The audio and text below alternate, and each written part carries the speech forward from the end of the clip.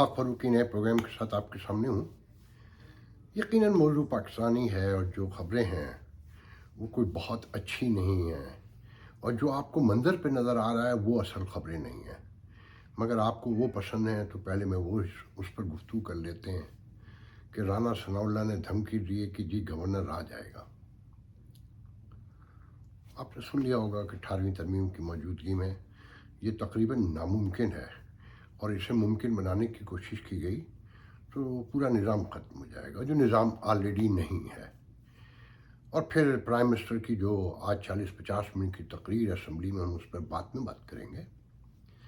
देखिए, मैं पहले ये बता दूं कि जो मजबूत जमहूरियतें होती हैं या एक रवादारी की सियासत जिसे कहते हैं ना, जिस मुल्क अमेरिका में मैं रहता हूँ, मैंने आज ही नोट किया, पहले भी किया होगा मगर इतने एहसास के साथ नहीं, कि अमेरिका में आपको पता है 2 पार्टी सिस्टम में मेजर और भी पार्टियाँ हैं, ग्रीन पार्टी से लेकर दर्जनों पार्टियाँ हैं, मगर जो मेजर है वो दो ही पार्टियाँ हैं, रिपब्लिकन एंड डेमोक्रेट। जब रिपब्लिकन आते हैं ना, तो जो अमेरिका के बड़ी स्टेट्स कहलाती हैं या बड़े शहर जिन्हें आप जानते हैं, गुज़िश्ता 35-40 साल में तो मुझे नहीं याद पड़ता कि उनकी वहाँ कभी हुकूमत रही। न्यूयॉर्क है, रिपब्लिकन डोनाल्ड ट्रंप पैदा वहाँ हुए मगर उनकी हुकूमत नहीं थी वहाँ, हमेशा से डेमोक्रेट, मतलब 40 साल से तो मैं देख रहा हूँ ऑलमोस्ट। वाशिंगटन डीसी जहाँ पर बैठता है, वाइट हाउस है जहाँ जहाँ प्रेसिडेंट बैठता है, वो डेमोक्रेट का गढ़ है। और वो स्टेट वर्जीनिया एक आध बार रिपब्लिकन के पास भी गई है, डोनाल्ड ट्रंप के दौर में गई थी, वापस आ गई डेमोक्रेट के पास। लॉस एंजलिस सुना होगा ना, कैलिफोर्निया, गढ़ है डेमोक्रेट का। इलिनॉय, शिकागो, गढ़ है डेमोक्रेट का। पेंसिल्वेनिया, फिलाडेल्फिया, मगर फ्लोरिडा जो है वो रिपब्लिकन के पास है। ओहायो रिपब्लिकन के पास है, और दर्जनों मिसालें मैं दे सकता हूँ, मगर कभी नहीं सुना कि अब प्रेसिडेंट नहीं आ सकता, या उनका फॉरेन सेक्रेटरी नहीं आ सकता, या होम सेक्रेटरी नहीं आ सकता। मतलब ये गुफ्तगू ही, या ये कभी सुना हो कि अब रिपब्लिकन आ गए हैं तो न्यूयॉर्क स्टेट के डेवलपमेंट, क्योंकि सूबे ये जो स्टेट्स हैं वो खुद मुख्तार हैं तकरीबन। फिर नीचे बल्दिया भी खुद मुख्तार है। आप अंदाज़ा लगाएं तो हंसी आती है ये सब सुनकर, और ये बातें कि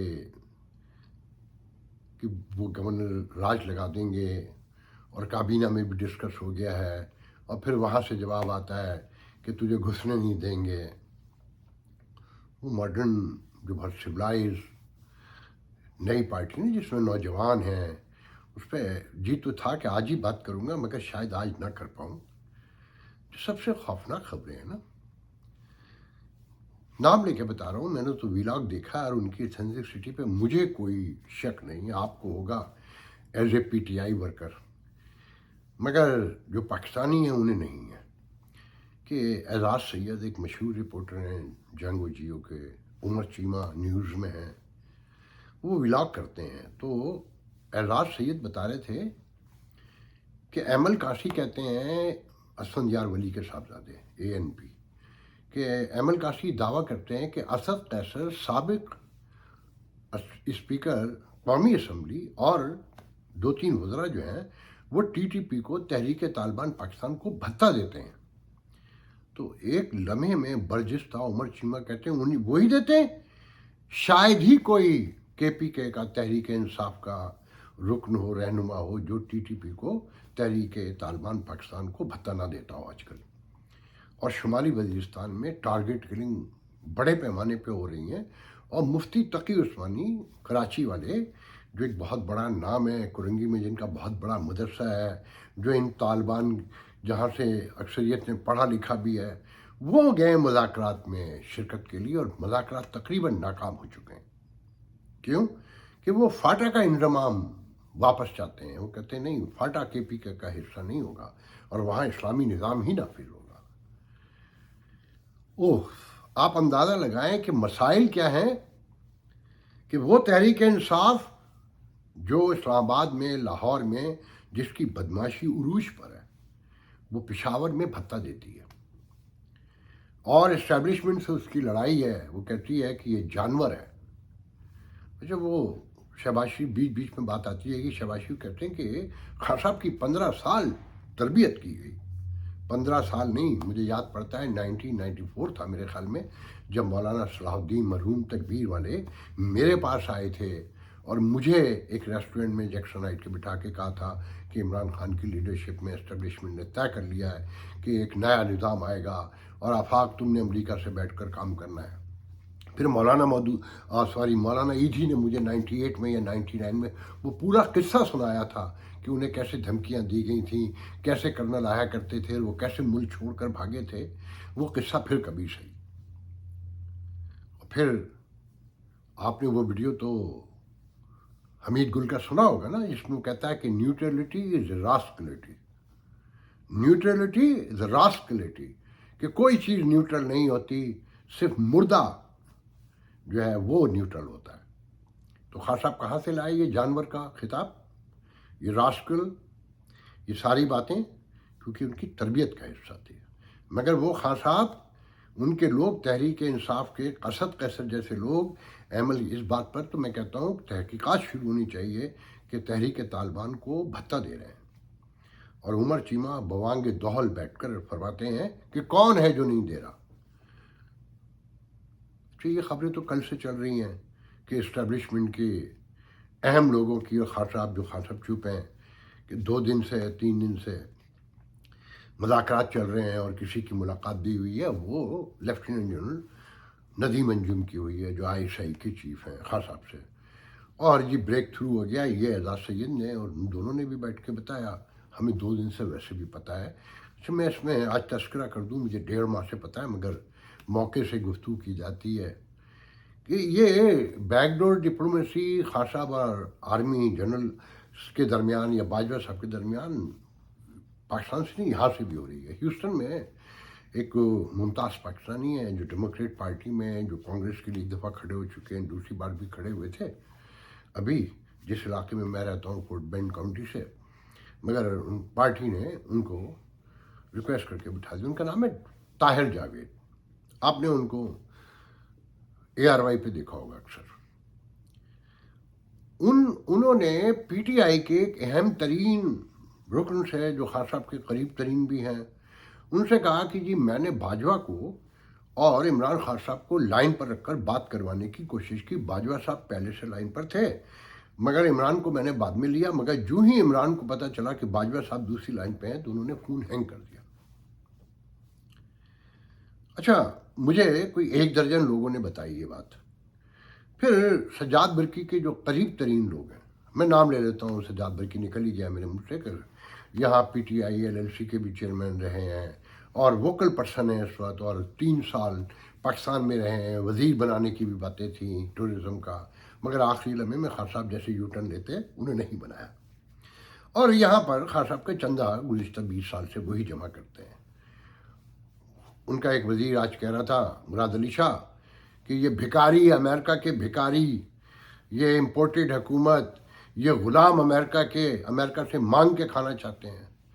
تو 40 سال سے تو میں دیکھ رہا ہوں کہ اگر سب سے زیادہ بھیک کوئی مانگتا ہے امریکہ میں تو وہ خان صاحب ہیں، اور لوگ انہیں شوق در شوق بھیک دیتے ہیں، اور پروفیشنل بھیک جو ہے نا ایک اب تفاخر بن چکی ہے۔ اس کی بھی ایک لمبی کہانی ہے، وہ وقت آنے پہ کبھی سناؤں گا کہ یہاں لوگ اب کہتے کیا ہیں۔ بہرحال ہم موضوع کی طرف پلٹتے ہیں کہ جناب خان صاحب سے بریک تھرو ہو گیا ہے، ٹیلی فون بھی ان بلاک ہو گئے ہیں جو اسٹیبلشمنٹ نے بند کیے ہوئے تھے۔ جناب خان صاحب تو کہتے تھے کہ اب اسٹیبلشمنٹ کے ساتھ نہیں بیٹھنا، جیسے نواز شریف ووٹ کو عزت دیتے تھے اور پھر ایکسٹینشن بھی دی اور پھر پورا بیانیہ بیچ کے حکومت لے لی، اور جس کی سزا آج بھگت رہے ہیں، گلی گلی رسوا ہیں۔ اور کہنے والے اب یہ بھی کہہ رہے ہیں کہ جی لندن سے بھی مذاکرات ہو رہے ہیں کہ الیکشن ایک ہی شرط پہ ہوں گے، اکتوبر میں ہوں، نومبر میں ہوں، کہ نواز شریف کو بھی پلین فیلڈ ملے گی، انہیں بھی سرٹیفائڈ کیا جائے گا عدالتوں سے، انہی عدالتوں سے جن پر مسلم لیگ نون الزام لگا رہی ہے کہ کل وہ بک گئی تھیں اور وہ کہیں جھک گئی تھیں۔ تو وہ ڈالتے ہیں نواز شریف کو سیٹسفائڈ کریں گی اور پلین فیلڈ کے ساتھ وہ میدان عمل میں اتریں گے. مگر میں چیلنج سے کہتا ہوں، آپ سب کو پتہ ہے کہ میں پی ٹی آئی کا سپورٹر نہیں ہوں، کہ پی ٹی آئی اس وقت وہی پوزیشن ہے جو ہٹلر کی تھی جرمنی میں. آنے والے دن کیا ہوں گے مجھے نہیں پتا. 33% لیا تھا ہٹلر نے، پھر دنیا نے دیکھا. آنے والے دنوں میں یہ جو پاکستانی ہٹلر عمران خان ہے، جس کے ساتھ نوجوان نسل ہے اور جس کی نمائندگی نوجوانوں کی کون کرتا ہے؟ شہباز گل، امین گنڈاپور اور پرویز خٹک سے لے کر ایک پورا وہ شہریار آفریدی اور یو سو آن. ان کا فیس دیکھیں، روایتی لوگ ہیں نا پورے کے سارے کے سارے، اور وہی اور شہباز گل جیسے لوگ جو رندہ چلاتے ہیں. کیونکہ نواز شریف صاحب، زرداری صاحب، یہ جو گزشتہ 30-40 سالوں میں اسٹیبلشمنٹ سے لڑ کر اور ان سے مل کر جو اقتدار کی کہانی چلتی رہی، اس میں جو بویا تھا یہ سارا کچھ وہی ہے. تو پھر قرآن کی آیت کا ترجمہ ہے نا کہ اے محمد تم صرف اپنا کام کرتے رہو، کہ یہ ہم ہیں جسے چاہیں اسلام کی روشنی سے، دین کی روشنی سے سرفراز کریں اور جس کے چاہیں دلوں پہ مہر لگا دیں. تو جو مہر لگی ہوئی ہو نا، آج شہباز شریف جو کچھ بھی کہہ رہے تھے 40-50 منٹ تک قومی اسمبلی میں، وہ سب ایک ایک لفظ درست تھا. مطلب اسے کیسے جھٹلایا جا سکتا ہے کہ وہ کہتے ہیں کہ کیبنٹ ڈویژن کے سیکرٹری نے بتایا کہ ایک کابینہ کی میٹنگ میں آخر میں بالکل ایک لفافہ لایا گیا اور سب سے کہا گیا کہ اس پہ جو بھی یہ چھوڑیں یہ پیپر ہیں اس پہ سائن کر دیں. تو شیری مداری نے کہا کہ یہ کیسے پاسبل ہے ایسے سائن کر دیں. مگر سائن کروائے گئے. جب وہ اب لفافہ کھلا تو پتہ چلا کہ 50 ارب روپے جو برطانیہ نے واپس دیے تھے بلیک منی کے، ریاض ملک کو بلیک منی کے، وہ خاموشی سے واپس کر دیا. کابینوں کو پتہ بھی نہیں تھا اس لفافے میں کیا ہے. اگر یہ جھوٹ ہے جو قومی اسمبلی کے فلور سے کھڑے ہو کے کہا گیا ہے، تو اس کی تحقیقات ہونی چاہیے، عدالتی کمیشن بننے چاہیے. کون سی عدالت جو ہر طرف متنازع ہے؟ آپ کا المیہ یہ ہے کہ آپ کے یہاں تو کوئی سول سوسائٹی بھی نہیں ہے. Supreme court bar civil society کہلائے گی. سب کو پتہ ہے کہ احسن بون کس کا آدمی ہے. اسلام آباد ہائی کورٹ کس کے ساتھ ہے، سب کو پتہ ہے کہ وہ کس کے ساتھ ہے. تو آپ کا المیہ تو یہ ہے کہ آپ کے انڈیپینڈنٹ نہ تو سول سوسائٹی ہے، نہ آپ کے پاس سپریم کورٹ ہے، نہ ہائی کورٹ ہے، نہ اسمبلی ہے، نہ آپ کے بیوروکریٹک جو آپ ادارے ہیں، ریاستی ستون جو کہلاتے ہیں، جو آفیسز ہیں، وہ بھی کوئی بچا کیا ہے آپ کے یہاں. اور وہ کالی آندھی کی طرح افغانستان سے آ رہے ہیں، یہ ذہن میں رکھیں. کالی آندھی کی طرح آ رہے ہیں وہ. اور جو بلوچستان میں ہو رہا ہے وہ آپ سب کو پتہ ہے. اور حالات یہ ہیں کہ پرائم منسٹر چلا کے کہتا ہے کہ عمران نے یہ کیا، عمران نے یہ کیا. کوئی ہے نوٹس لینے والا؟ ہائے تیری بے بسی. پرائم منسٹر تم ہو، نوٹس کون لے گا؟ سب چلا کے بتا رہے ہیں کہ اقتدار اعلیٰ ہمارے پاس نہیں ہے، وہ کہیں اور ہے. یہی خان صاحب کہتے تھے نا کہ میں تو یہ بھی کرنا چاہتا تھا، میں تو یہ بھی کرنا چاہتا تھا، مگر جن کے پاس طاقت تھی وہ نہیں کرنے دیتے تھے. دونوں بے بس ہیں اور دونوں ڈیل کر رہے ہیں. پھر ڈیل ہو رہی ہے نا، خان صاحب بھی ڈیل کر رہے ہیں نا. وہ جو اینٹی اسٹیبلشمنٹ بیانیہ تھا وہ خان صاحب 2 دن سے چپ ہے نا. اب امریکہ کے خلاف بول رہے ہیں.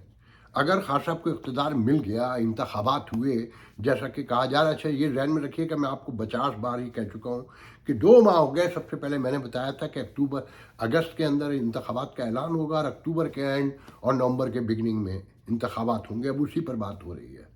یا کہنے والے تو یہ بھی کہہ رہے ہیں کہ دبئی آصف زرداری بظاہر تو ان کے جو غیر سرکاری اسپوکس مین ہیں انہوں نے تو یہ بتایا کہ وہ اپنے نواز شریف کے ساتھ اپنی سالگرہ منانے گئے تھے، واپس بھی آ گئے. مگر کہتے ہیں کہ وہاں پر بھی ISI چیف پہنچے ہوئے تھے اور معاملات طے ہو رہے ہیں.